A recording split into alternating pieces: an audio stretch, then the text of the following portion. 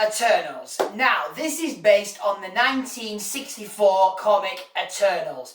What is it about? It is about the Eternals. We are talking Ajax, Circe, Druid, Gilgamesh, Marakari, Kingo, Phastos, and Thena. Now, the Eternals are not allowed to interfere in human events unless it basically connects to them. So everyone's thinking, hang on a minute, if these gods are all eternal, why the hell did they not help when Thanos snapped the world out of existence? Because they weren't allowed to. But they only just discovered that now they know that forces can interfere.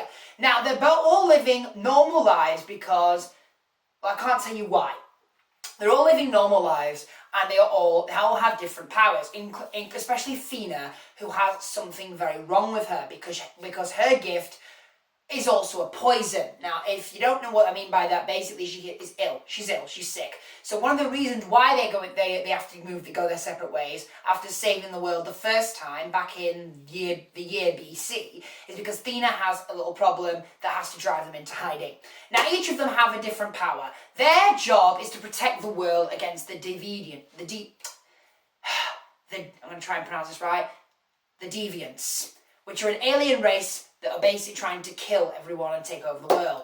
Led by, well, funny enough, actually, you were expecting it to be led by a villain from the comics.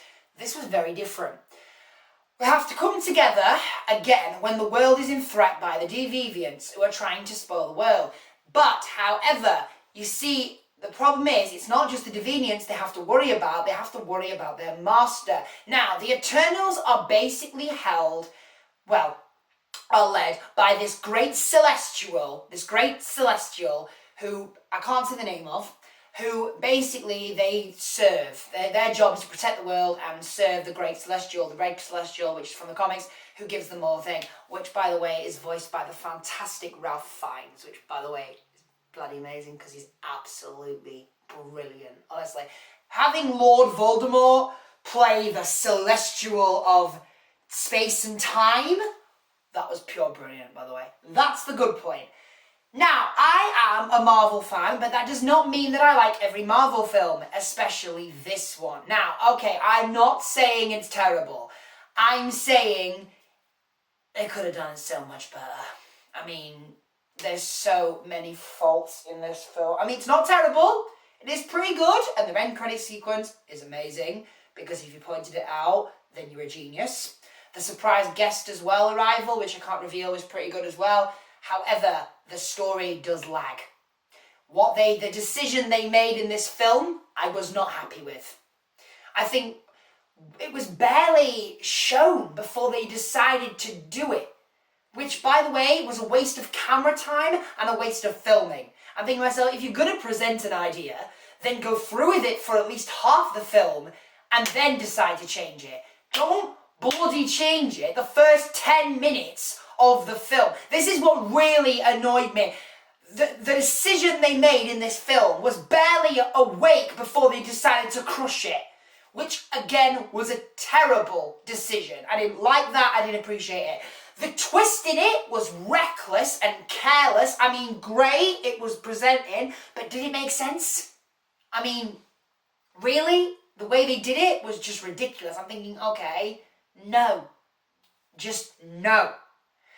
And the fact is they planned it and then they didn't really compromise with it. So they gave us something and then they just left it to dry. It's like, oh, there it is, nothing more to it. There's no connection, no revelation, that's it. Is there a reason? They did explain it, but very badly. They dragged on so much with the pacing in this and they fell asleep. The way they present the story was okay, the story was okay. The special effects is what saved this film. Okay? Honestly, the special effects are brilliant and the characters are great. The script is a mess.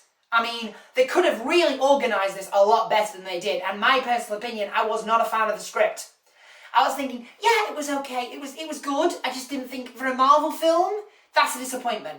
So let's start with the cast, okay? But I have to say though, however, very, very big shout out to Kevin Feige, who decided to make the leader of Eternals Ajax, and Marakari, a woman who's deaf. which I thought was really interesting, because in the original comics, in the original The Eternals comics, Marakari is played by a man, and Ajax is also a man, and they're both like normal heroes. But in this one, Ajax is not just a woman, but she's a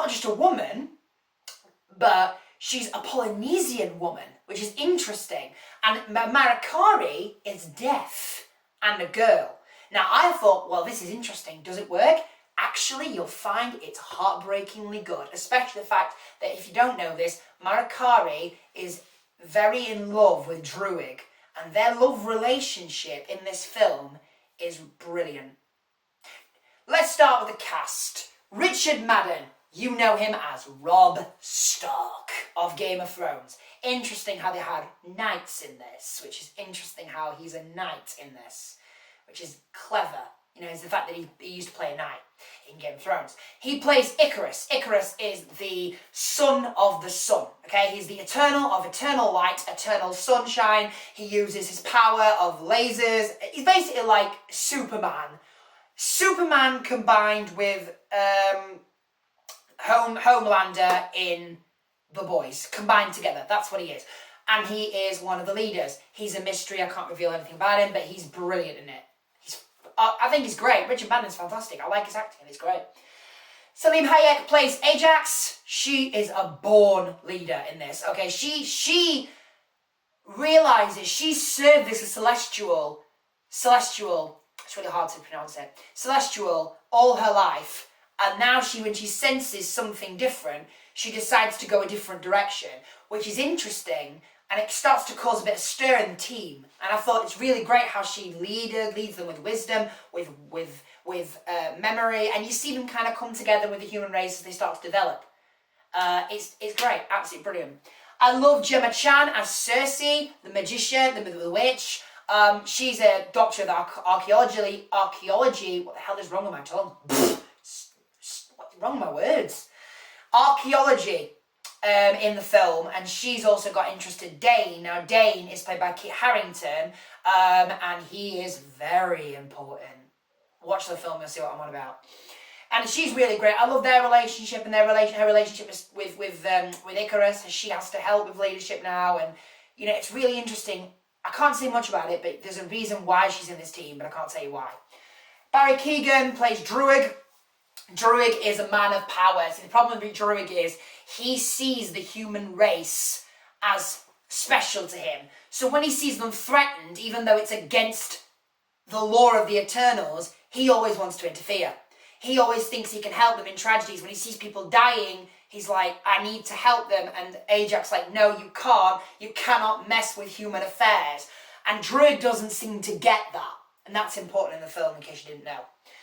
Don Lee plays Gilgamesh. Oh wow, Gilgamesh is great. I love Gilgamesh. He's this warrior of, basically he's like an eternal Shang-Chi. He has great mortal combat skills. His defenses are great, and he's very close to Thena. It's quite sweet, their relationship, actually. I kind of like that. I think it works very well. Don't get me wrong, my girlfriend loved this. She had nothing wrong with this film. I have errors in it. I tried to love it. I really did, but there was just so many issues. You've got Laura Ridloff as Marakari. Marakari is deaf in this. She doesn't speak because she can't, so she does it through sign language. And she moves as fast as Flash does, and she's got the power of speed, but not like speed as in Eternal. She's got eternal speed. Hence why the Eternals. She's got eternal speed, which means she can basically just speed through time as if it's nothing. And she uses sound waves as her weapon. That's really clever as well, which I kind of like. You've got Brian T. Harry as Phastos. Now, what's interesting about Phastos is the backstory they have for him is also in the comics, but with a different Eternal. I can't tell you how that connects, but you know, it explains a lot. He is great, okay? There's also, they bring in another sort of issue in this film that I think is brilliant. I didn't see it coming, and it so works. Like, his character is hilarious. His comedies he's very funny. Okay, he's very funny. He's really good. And he always wants to help the human race before they even advance. It's clever. He makes technology, and his weapons, his buildings are incredible. Like, oh, wow. He is an architect, designer of the Eternals, and the things that he creates is, oh, it's brilliant.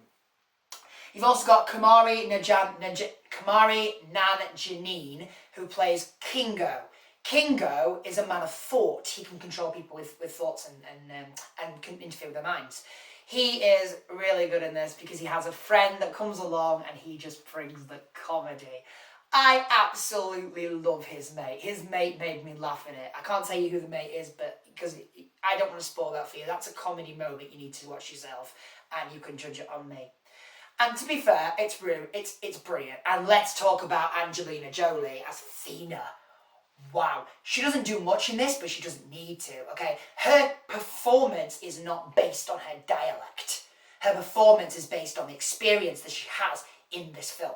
And it's fantastic, and her powers are amazing. So that's not the problem. The special effects, cinematography, wow. Story is supposed to add to that, and they seem to have missed that point. They seem to have put these special effects in, and these great CGI, and then just left the story lag on. You know, it just didn't work. There was no connection. In a Marvel film, there has to be connection. There has to be revitalization. There has to be chemistry. There has to be a reason of why it's happening. Otherwise, the special effects are incredible, but there's no reason for it. So they seem to have just broken that barrier between special effects and story and just let it mess on, really. The fact, as well, that annoyed me is the fact that some of the decisions they made in this, as I said before, is ridiculous. And it just... The bloody ending was so wrong. I was so annoyed. I was like, oh no, why have you done that? Why have you done that? Because they've just made a choice that's just affected the future Eternal films. Like, there's so much more in the comics they could have done if they'd just not made that decision. It angered me how they made one of the... I can't go into detail because I don't want to spoil it, but all I'll say is it just angered me how the fact they made this choice, didn't think about it, didn't think of the connection to the story, didn't think about the connection to the direction, didn't really think about the writing and the script. They just went, oh, we're going to make this decision. No, it did not work well, and there's a lot of Marvel fans that have lashed this film, and there's a reason for that when you see it. Okay, it's not bad, okay? It's an okay movie, okay? I will give it the rating because of the special effects and the wow CGI. I have to say, for all those reasons, I've got to give Eternals 2 stars. Yes, I'll watch it again, but I won't buy it on DVD. I'll wait till it comes on Disney Plus. I'm not going to buy it when it comes on DVD. There's no point. I mean, yes, don't get me wrong, it does connect to the phase, and it does connect to the future of the MCU, and I'm really excited because there's a moment in the end of the film that will just give you another answer to what they're doing next, and oh, it's gonna get dark. So for all those reasons, like I said, I've got to give Eternals 2 stars.